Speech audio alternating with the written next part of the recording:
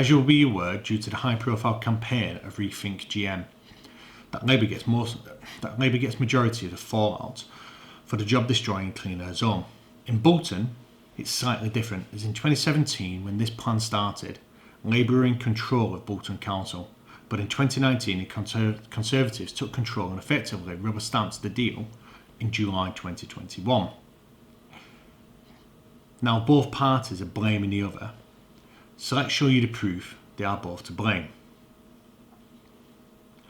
At the start, Client Earth took the UK government to court and won over the then perceived illegal levels of nitrogen dioxide.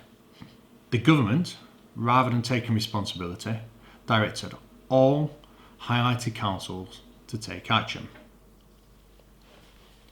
Greater Manchester, on the 28th of February 2019, prepared a document to the government entitled Greater Manchester's Outlined Business Case to Tackle Nitrogen Dioxide Exceedance at the Roadside.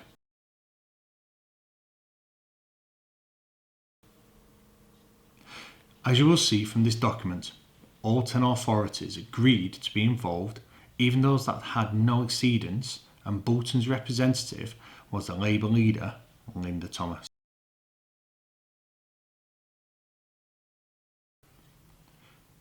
Linda Thomas approved the Clean Air Plan, from which the government mandated to implement the plan.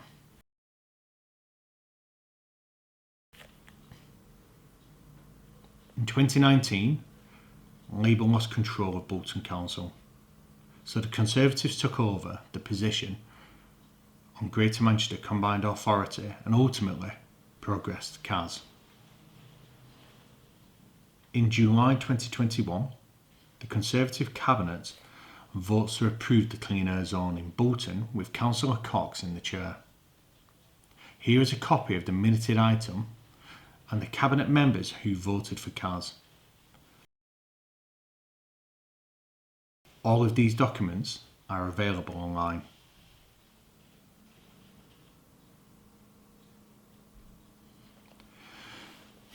So you see, both major parties had a hand in this debacle. In Bolton, an only Rethink GM campaign had them backpedalling and blaming each other, fearing for their political futures. Do you think this pause would have happened had it not been for the above campaign? The cameras are up, they are live, and they are recording data right now.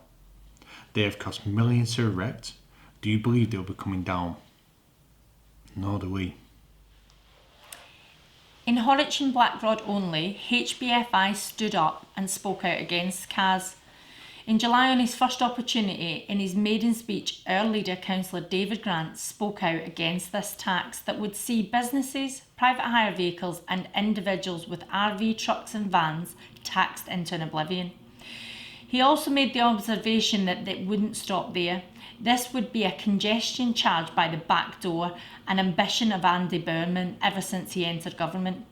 Taxed for simply trying to get about in your life, to work, to live in a free democratic society.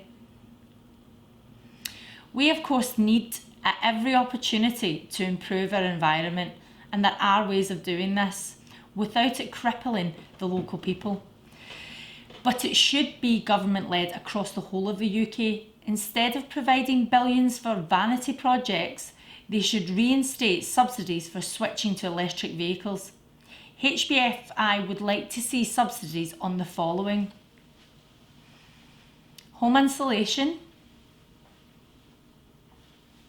home power generation and storage like solar panels, offering a lucrative scrappage scheme to change to electric vehicles, and or discount government-backed finance schemes to purchase new electric vehicles, schemes to upgrade old solid fuel burners with modern, more efficient ones, planning laws changed to ensure that any new retail buildings have solar or wind generators, infrastructure that not only serves their needs but feeds any surplus back into the national grid.